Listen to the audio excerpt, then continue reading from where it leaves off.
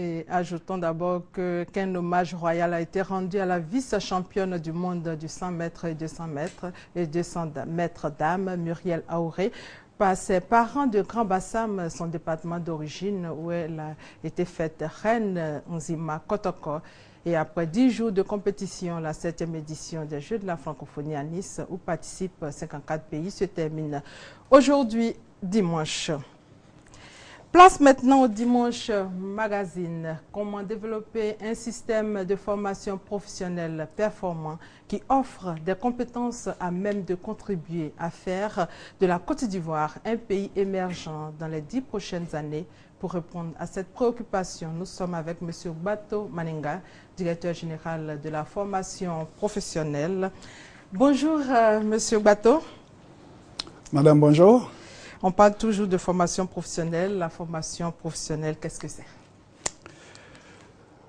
Je voudrais d'abord que vous me permettiez de remercier la RTI et le ministre d'État qui me donnent donc l'occasion de changer, sinon de communiquer autour de la réforme et de la rentrée scolaire qui aura lieu demain, 16 septembre.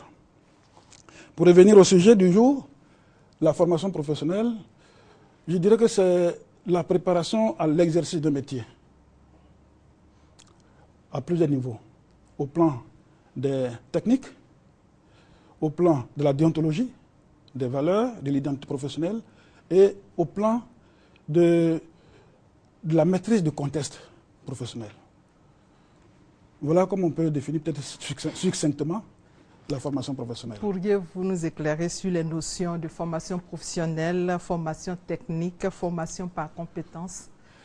Oui, je voudrais dire que on va dire plutôt l'enseignement technique. L'enseignement technique. L'enseignement technique, c'est la maîtrise de concepts. L'enseignement technique. L'enseignement technique. D'accord. La maîtrise des concepts, des notions qui s'étendent à un champ professionnel plus large, mais qui permettent donc à l'individu de se professionnaliser dans le supérieur. On va dire que c'est l'enseignement technique. Tandis que la formation professionnelle va s'adresser à un emploi, à un métier. Maintenant, la compétence. Il faut peut-être définir la compétence. Il faut dire que la compétence, la définir est extrêmement complexe. Cependant, on peut dire tout simplement que la compétence, c'est la capacité qu'un individu peut avoir pour mobiliser ses connaissances, ses savoirs, ses savoir-faire, ses savoir-être, dans des contextes différents pour résoudre un problème. Et cette compétence-là, elle doit être observable, elle doit être mesurable. Revenons donc à la formation professionnelle. Il est de plus en plus question de réforme dans vos établissements. Quelles sont les raisons essentielles qui ont conduit votre ministère à procéder à la réforme et quels en sont les grands axes?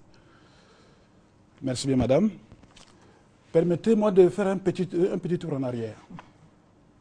La réforme de la formation professionnelle, elle s'inscrit dans la réforme sectorielle globale, éducation-formation. Ça veut dire qu'il prend en compte le ministère de l'enseignement de l'éducation nationale et de l'enseignement technique, le ministère de l'enseignement supérieur et bien sûr la formation professionnelle.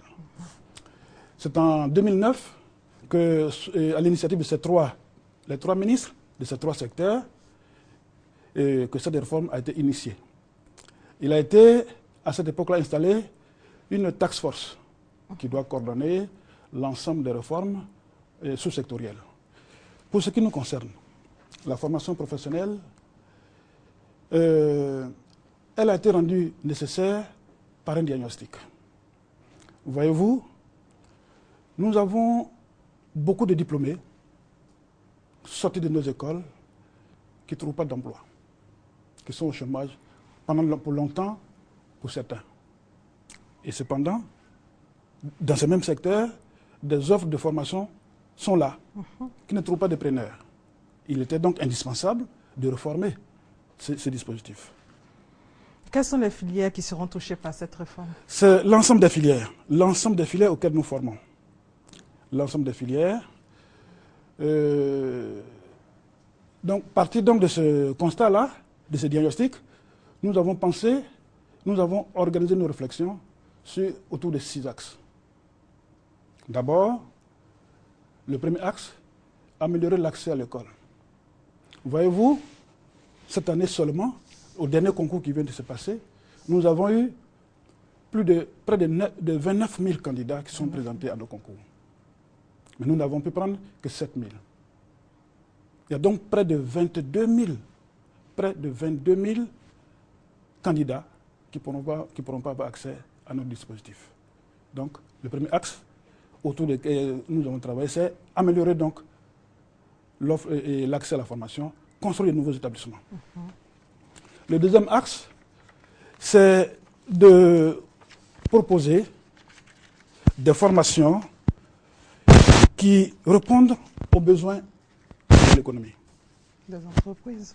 Des entreprises, qu'elles soient nationales ou qu'elles soient privées. Et qu'est-ce que nous avons fait dans ce sens-là? Il faut que nous nous donnions les moyens de connaître ces besoins.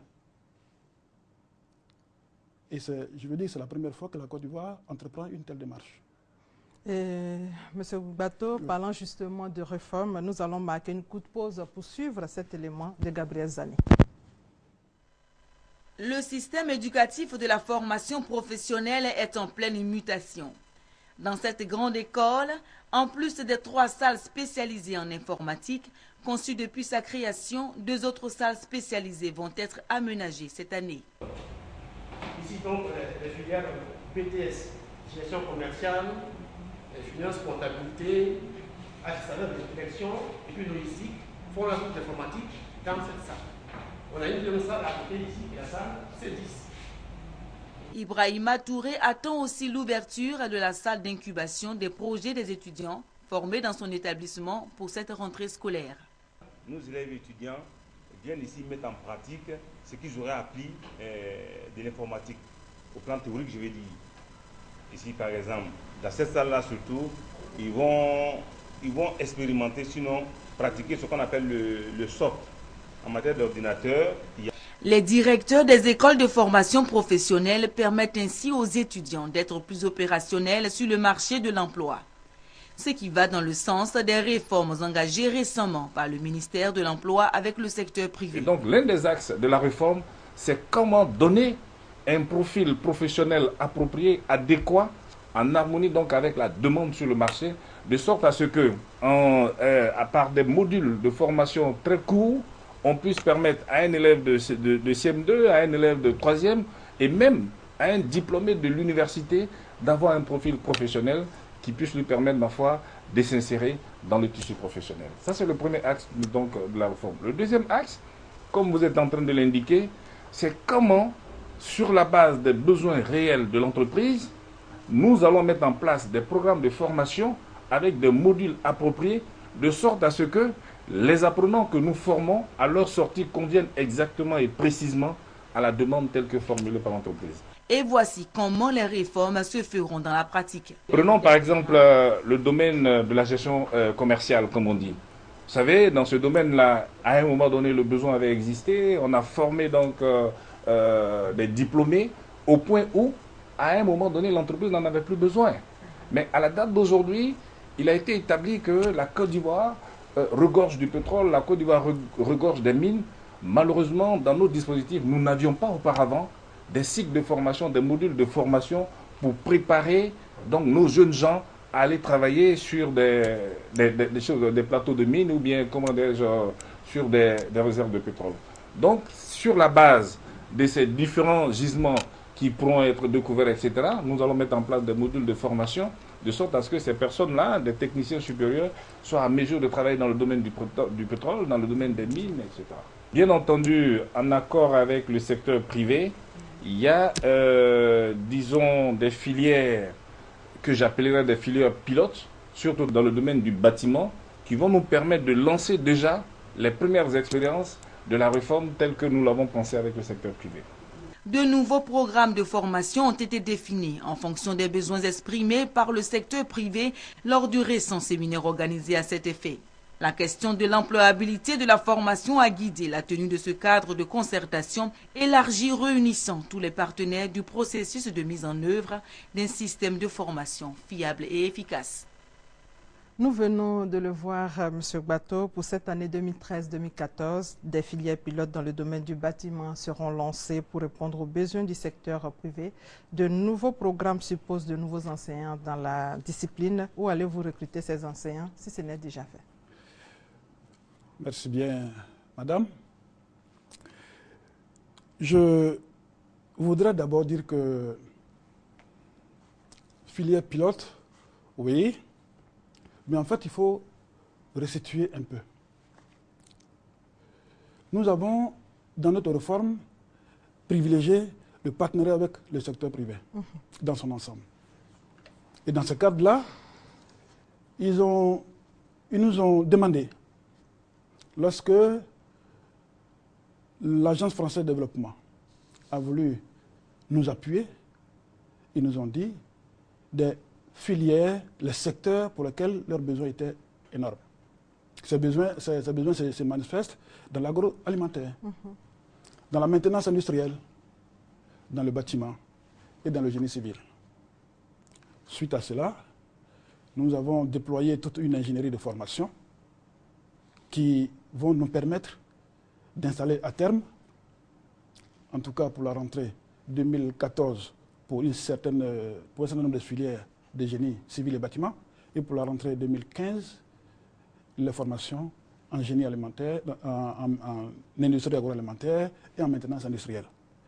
Ces établissements vont être ouverts à Yopougon pour l'agroalimentaire et la maintenance industrielle, et à Daoukro pour le bâtiment et le travaux publics, qui sera donc juste une extension de l'école déjà qui existe dans cette localité. Est-ce que les enseignants sont déjà recrutés? Pour revenir aux enseignants, les enseignants existent. Nous avons voulu recruter un contingent d'enseignants pour les mettre à l'IPNET, pour qu'un an et demi, 2 ans après, ils soient efficaces pour assurer cette formation.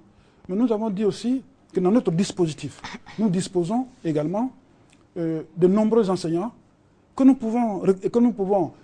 nous avons identifiés, à qui nous allons renforcer les capacités pour enseigner dans ces différentes filières. Le ministre Moussa Dosso a partagé sa vision de la formation professionnelle vendredi dernier à Yopougon au cours d'une rencontre avec les acteurs du secteur. Il a placé cette année académique sous le signe de l'action. Votre commentaire? Oui, non, je comprends très bien. Le ministre d'État est soucieux de sortir de ce qu'on appelle des études et de l'inaction. Comme j'ai eu à le dire, cette réforme-là a été initiée en 2009. Et c'est maintenant que nous sommes en train de la mettre en œuvre. Nous sommes en train de l'opérationnaliser. Donc il dit, ça suffit maintenant. Sortez des discours, de tout le reste pour être plus concret. Mais c'est ce que nous allons faire à partir de cette année. Sans oublier que des choses sont faites. Des choses autour desquelles nous n'avons pas véritablement communiqué. Mais nous sommes en train de nous préparer pour être opérationnels lorsqu'il le faut.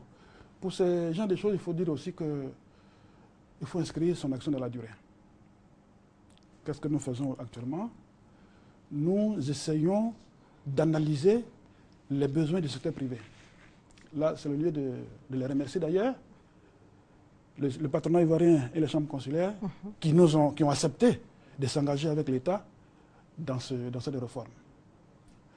Et nous sommes en train, c'est ce qui a conduit d'ailleurs à la mise en place des secteurs pilotes dont on parlait tout à l'heure, des filières dans les secteurs pilotes. Nous sommes en train aussi de former la compétence. Voyez-vous, il ne suffit pas seulement d'identifier les besoins des entreprises, de les analyser. Encore faut-il avoir les compétences pour les traduire en actes de formation, en programme pertinent. C'est suite à cela que nous aurons des formations avec des enseignants qui seront formés également, avec tous les acteurs de la chaîne qui seront formés, que nous nous pourrons avoir des gens bien formés, utiles à l'économie nationale. D'accord, mais de façon pratique, quelles sont les conditions pour entrer dans une école de formation professionnelle? Pour entrer dans une école de formation professionnelle, c'est par concours. Par concours, et je vous disais tout à l'heure que nous avions eu beaucoup de candidats qui se sont présentés à nos concours. Malheureusement, on ne peut pas prendre tout le monde. Nous sommes en train d'expérimenter aussi l'accès par orientation. Voilà. Nous n'avons pas véritablement évalué encore cette démarche. Mais nous pensons qu'il vaut mieux privilégier l'entrée par le concours. Pourquoi? Celui qui se présente à un concours, il se sera renseigné, informé sur les métiers, sur leur environnement, sur leurs pratiques. Ensuite, il va aller s'inscrire à un concours. C'est déjà des premiers éléments de motivation. Cette jeune dame ou bien ce jeune homme qui va suivre la formation dans ce cadre-là, on pense qu'elle a beaucoup plus de réussite, elle a beaucoup plus de possibilités de réussite et de ne pas se tromper. L'orientation, écoutez, on va l'évaluer. On a commencé, mais il faut en évaluer les résultats. Est-ce que les formations sont payantes? Non. Les formations à la formation professionnelle ne sont pas payantes. Je pourrais dire, il y a juste une contribution en termes de frais d'inscription qui varie d'un cycle à un autre. Voilà. Votre message pour rassurer les jeunes qui vous suivent? Le message qu'on peut dire aux jeunes, c'est de faire confiance au ministre d'État en charge de la formation professionnelle. Parce que des actions sont en cours. Des actions qui structurent ce domaine de formation professionnelle sont en cours. Et l'avenir de la formation professionnelle, nous pensons, est très rassurant. Merci, M. Gbato, d'être venu sur notre plateau. Avec vous, nous avons parlé de la mise en œuvre effective de la réforme relative à la formation professionnelle pour l'année 2013 à 2014. Fini les vacances, la rentrée des classes sur toute l'étendue du territoire national, c'est demain, lundi 16 septembre. Et puis sachez pour terminer que le président Alassane Ouattara est à Lomé pour une visite d'amitié et de travail après le Nigeria où il a été honoré. Et c'est cet après-midi que le chef de l'État regagne Abidjan. C'est la fin de cette édition. Merci de votre fidélité.